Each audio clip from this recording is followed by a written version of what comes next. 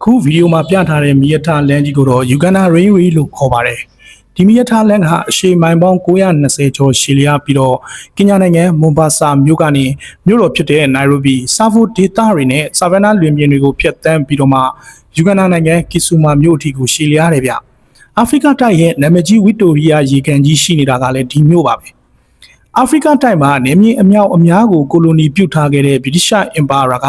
1896ခုနှစ်ကနေ1900ခုနှစ်အထိ9နှစ်ကြာတည်ဆောက်ခဲ့ရပါတယ်။ဒီလိုမိုင်ပေါင်း900ကျော်ရှည်လျားတဲ့မီယထာလမ်းကြီးတည်ဆောက်ရခြင်းရဲ့ရည်ရွယ်ချက်ကတော့အာဖရိကတိုက်ရဲ့ထွက်ကုန်တွေဖြစ်တဲ့ဂျုံ၊ကော်ဖီအစရှိတဲ့ကုန်ပစ္စည်းတွေကိုပင်လယ်စိတ်ကမ်းအထိကိုအလဲတကူတည်ယူနိုင်ဖို့အတွက်ပဲဖြစ်တယ်ဗျ။ဒါပြင်အာဖရိကတိုက်အတွင်းမှာအင်္ဂလိပ်တွေရဲ့ဩဇာအာဏာကိုဖြန့်ကျက်နိုင်ဖို့နဲ့သူတို့ရဲ့ကိုလိုနီနယ်မြေတွေကိုချိတ်ဆက်ရမှာအသုံးပြုနိုင်ဖို့ရည်ရွယ်ချက်တွေနဲ့လည်းစောက်လုပ်ခဲ့ကြပါတယ်။ကုန်ကျစရိတ်အနေနဲ့ဆိုရင်ပေါင်9.5တန်းခန့်ကုန်ကျခဲ့ပြီးတော့ဒီနေ့ခေတ်တန်ဖိုးအနေနဲ့ဆိုရင်တော့ပေါင်သန်း650ခန့်အထိကိုရှိခဲ့တယ်ဗျ။ဒီယူဂန်ဒါမီယထာလန်ကဒီနေ့ထိတိုင်အောင်ကင်ညာနိုင်ငံရဲ့အခြေခံကျတဲ့မီယထာလန်တည်ယူပို့ဆောင်ရေးနဲ့အရေးပါတဲ့အခန်းကဏ္ဍတွေမှာအဓိကပါဝင်နေတော့မှာပဲ။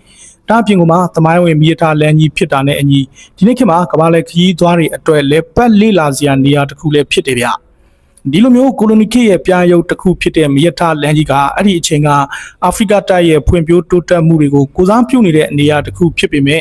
တခြားတစ်ဖက်မှာတော့ကိုလိုနီခေတ်ရဲ့ရက်စက်မှုတွေသွေးစွန်းတဲ့ဖြစ်ရပ်တွေတပုံတပင်နဲ့ကြောက်လန့်ပွေရာဇာတ်ကြောင်းတွေရှိခဲ့ပါတယ်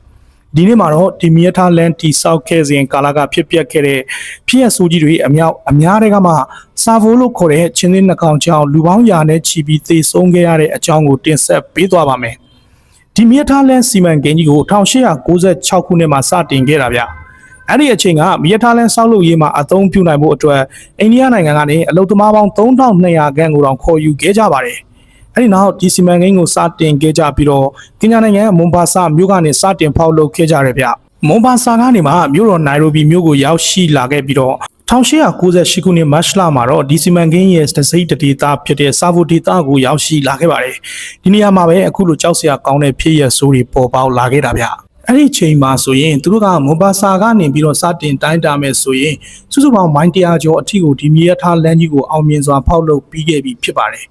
1898ခုနှစ်မတ်လကိုရောက်မှ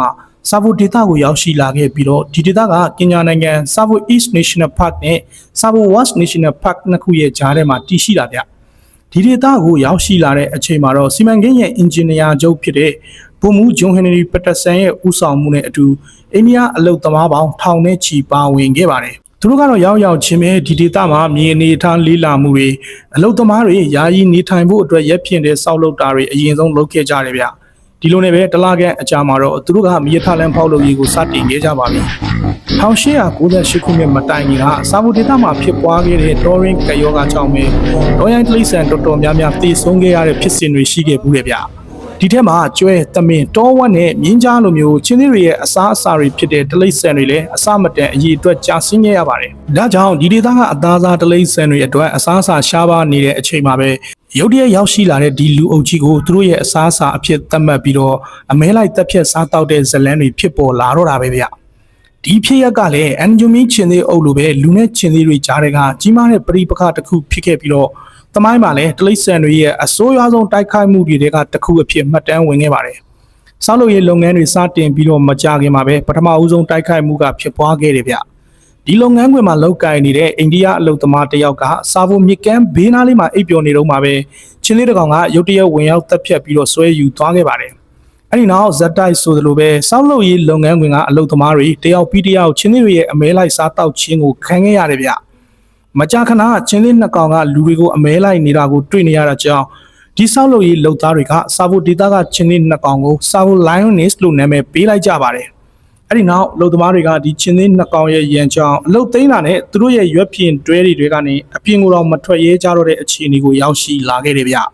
ျဒီနေရာမှာထူးခြားချက်အနေနဲ့ကတော့ဒီချင်းသေးအထီးနှစ်ကောင်ကအရွယ်ရောက်နေပြီးဖြစ်တာတောင်လဲဆန်မွေးတွေရှိမနေတာဗျချင်းသေးအမတွေလို့လဲဆန်မွေးလုံးဝမရှိတာမျိုးမဟုတ်ပေမဲ့အရွယ်ရောက်ပြီးသားချင်းသေးအထီးတွေမှာရှိသင့်ရှိထိုက်တဲ့လဲဆန်မွေးမျိုးဒီချင်းသေးတွေမှာရှိမနေခဲ့ပါဘူးဒီအကြောင်းကိုတော့ကျွန်တော်ကဗီဒီယိုရဲ့နောက်ပိုင်းမှာထပ်ပြီးတော့အသေးစိတ်ပြောပြသွားပါမယ်ဗျဒီလိုချင်းသေးနှကောင်တောင်းကျမ်းလာတဲ့အခြေအနေကိုရောက်တဲ့အခါမှာတော့ဆောက်လုပ်ရေးအလုပ်သမားတွေလည်းနီလန်းမျိုးစုံနဲ့ကာကွယ်ဖို့ကြိုးစားကြပါတယ် နေကင်းဘက်အလုပ်ချိန်တွေမှာတစုတစည်းတဲ့အလုပ်လုပ်ကြပြီးတော့အမြဲတမ်းလိုလူအစုအဖွဲ့နဲ့သာသွားရောက်လုပ်ကင်ကြတယ်ဗျဒါပေမဲ့ဒါကလည်းမအောင်မြင်ခဲ့ပါဘူးဘာကြောင့်လဲဆိုရင်ဒီချင်းသေးနှစ်ကောင်ကညဘက်လူတွေအိမ်မောကျနေတဲ့အချိန်တွေမှာအဆောက်အဦတွေရွက်ပြင်တဲတွေတဲ့အထီကိုဝင်ရောက်ပြီးတော့လူတွေကိုဆက်လက်မဲလိုက်စားတောက်ခဲ့ကြပါတယ်အဲ့ဒီနောက်မှာတော့ဒီဆောက်လုပ်ရေးလုပ်ငန်းခွင်မှာဥဆောင်နေတဲ့သူတွေကလုံခြုံရေးတွေအတွက်အစီအစဉ်တွေချမှတ်ခဲ့ကြတယ်ဗျအဲ့ဒါကတော့အလုသမားတန်းရားတွေကိုချန်စီယိုကာယနာမျိုးတွေညဘက်တွေမှာအလဲကျကင်းဆောင်နာမျိုးတွေလုပ်ပြီးတော့ကာကွယ်ခဲ့ကြပါတယ်။ဒါပြင်ကမှတော်ရိုင်းတလိဆန်တော်တော်များများကလည်းမိကိုကြောက်တက်ကြတဲ့သဘာဝရှိတာကြောင့်ညဘက်မောင်မီဆိုတာနဲ့စကန်းပက်လယ်မှာဆိုရင်မိဘုံအကြီးကြီးတွေပို့ပြီးတော့ကြိုတင်ကာကွယ်တာမျိုးတွေဆောင်ရွက်ခဲ့ကြတယ်ဗျ။ဒီကြားထဲမှာလည်းဒီချင်းသေးနှစ်ကောင်ကိုနှိမ်နှင်းတက်ဖြတ်ဖို့အကြိမ်ကြိမ်စူးစမ်းခဲ့ကြပြီးမြဲအောင်မြင်မှုတော့မရရှိခဲ့ပါဘူး။ကြိုတင်ပြင်ဆင်တာတွေကာကွယ်တာမျိုးတွေလုပ်နေကြပြီးမြဲလည်းသူတို့ရဲ့အစီအမံတွေကဒီချင်းသေးတွေရဲ့လူသားစားခြင်းစိတ်ကိုတော့တားဆီးနိုင်ခဲ့ခြင်းမရှိဘူးလို့ပဲပြောရမှာပါဒီချင်းသေးနှစ်ကောင်ကလင်းရင်လက်တလို့ပဲလူတွေကိုတက်ဖြတ်စားတောင်းနေကြတော့မယ်ဖြစ်တယ်ဗျဒီကောင်တွေကကာယံထားတဲ့ချန်စီယိုတွေကိုအလွယ်တကူကြော်ဖြတ်နိုင်ကြသလိုတခြားတော်ရိုင်းတလိဆန်တွေလိုမျိုးလဲမိကိုကြောက်ရွံ့ခြင်းမရှိဘဲနဲ့ညဘက်တွေမှာစခန်းနဲ့အထီကိုဝင်ရောက်ပြီးတော့စိတ်ကြိုက်မှွေနောက်တောင်းကျမ်းနေခဲ့ကြတာပါဒါကလည်းတိုးထဲမှာသားကောင်ရှားပါနေတဲ့အချိန်ဖြစ်တာအပြင်တခြားသားကောင်တွေလိုမျိုးပြေးလွှမ်းပြီးတော့ပင်ပန်းပန်းအမဲလိုက်เสียမလို့ပဲနဲ့အစုလိုက်အပြုံလိုက်ရှိနေတဲ့လူတွေကိုအလွယ်တကူဝင်ရောက်ကြိုက်ချီတာကဒီချင်းလေးတွေအတွက်ပို့ပြီးတော့လွယ်ကူနေလို့လည်းဖြစ်နိုင်နေဗျဒီလိုနဲ့အလုသမား10ကနန်းလောက်အထိချင်းလေးစာဖြစ်ပြီးတဲ့နောက်မှာတော့အလုသမားတွေကြားထဲမှာလည်းအကြောက်တရားကစိတ်ဝင်လာခဲ့ပါပြီဒီလိုညဘက်ပိုင်းတွေမှာလူတွေကသတိနဲ့နေထိုင်နေတာကြောင့်ပဲအစာရှာဖို့ခက်ခဲလာတဲ့ချင်းလေးနှစ်ကောင်ကနေကင်းဘက်တွေမှာပါလူတွေကိုဝင်ဆွဲတော့တာပဲဗျမိရထားလန်းဆောက်လုပ်ရေးလုပ်ငန်းခွင်နေရာတွေကိုပါနေကင်းဘက်တွေမှာဝင်ရောက်အမဲလိုက်ခဲ့ကြတာကြောင့်အလုသမားတွေတော်တော်များများကလည်းကြောက်ရွံ့မှုတွေကအထွတ်ထိပ်ကိုရောက်ရှိလာခဲ့ပါတယ်အာဖရိကရဲ့ပူပြင်းလာတဲ့နေရာအောက်မှာတနေကုန်အလုလုပ်ကြရပြီးတော့ညဘက်အနားယူချိန်မှာဆိုရင်လည်းကောင်းကောင်းမအိပ်နိုင်ကြဘဲနဲ့ဘယ်အချိန်မှမြန်ချင်းလေးကကိုတကားဝါကိုရောက်လာမလဲဆိုတာကိုရင်ထိတ်ထိတ်နဲ့စောင့်နေခဲ့ရတာပါ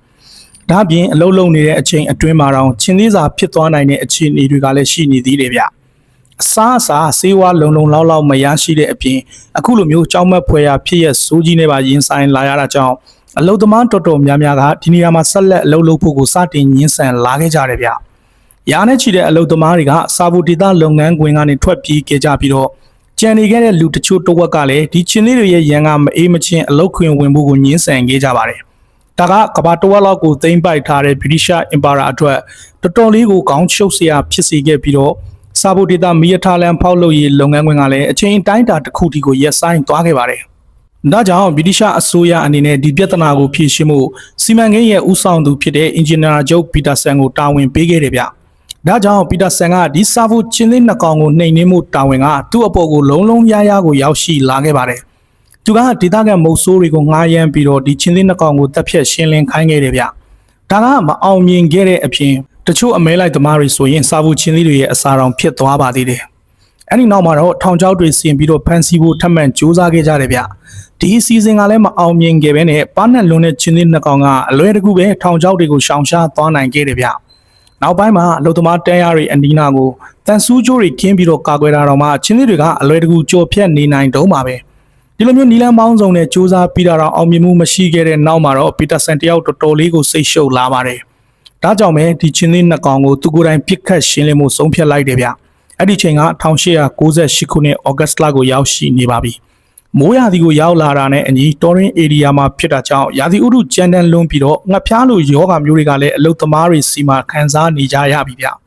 ဒီလိုဖျားနာမှုတွေအပြင်ချင်းလေးတွေရဲ့ရန်ကလည်းကြောက်နေရတာကြောင့်ဒီမီးရထားလန်းဆောက်လုပ်ရေးလုပ်ငန်းခွင်ကရက်ဆိုင်ထားခဲ့ရပြီးတော့မူလသတ်မှတ်ထားတဲ့ရက်ထက်အများကြီးကိုနောက်ကျနေခဲ့ရပါတယ်ဒီချင်းလေးတွေကိုပြစ်ခတ်နှိမ်နင်းဖို့ကိုတော့ပီတာဆန်ကဗြိတိရှ်စစ်တပ်တို့ .303 ကာလီဘါရိုင်ဖယ်ကိုရွေးချယ်ခဲ့တယ်ဗျဒီရိုင်ဖယ်ကချင်းလေးလိုစင်လိုသားကောင်ကြီးတွေကိုပြစ်ခတ်မယ်ဆိုရင်အယိုးကိုပါဖောက်ထွက်သွားနိုင်တဲ့အထီကိုပြင်းအားရှိပါတယ်ဒါကလည်းပီတာဆန်ကစစ်သားတဦးဖြစ်ခဲ့ဘူးတာကြောင့်ပဲဒီလိုမှန်ကန်ရွေးချယ်နိုင်ခဲ့တယ်လို့ဆိုရမှာဗျဒီလိုနဲ့ပီတာဆန်ကဒီစာဘူးချင်းလေးနှစ်ကောင်ကိုနှိမ်နှင်းမှုကြိုးစားခဲ့တာ4လကျော်ကြာမြင့်ခဲ့ပါပြီလူသားစားပြီးတော့တော်တော်လေးကိုပါနှက်နေတဲ့ဒီချင်းလေးတွေကအချိန်ပြည့်စောင့်ကြည့်နေပေမဲ့1898ခုနှစ်နိုဝင်ဘာလကိုရောက်တဲ့အထိကိုမနှိမ်နှင်းနိုင်သေးဘူးဗျဒါကြောင့်ပဲပီတာဆန်ကသူ့ရဲ့အမဲလိုက်ဖြူဟာကိုပြောင်းလဲပစ်လိုက်ပါတယ်အရင်ကတော့ချင်းလေးတွေရဲ့နောက်ကိုလိုက်လံဖမ်းဆီးတာမျိုးမလုပ်တော့ပဲ စခန်းရဲ့အနီးနားကတစ်ပင်ပေါ်တွေမှာလင်းစင်ထိုးပြီးတော့စောင်းဆိုင်ပစ်ခတ်ဖို့ကိုဆုံးဖြတ်လိုက်တယ်ဗ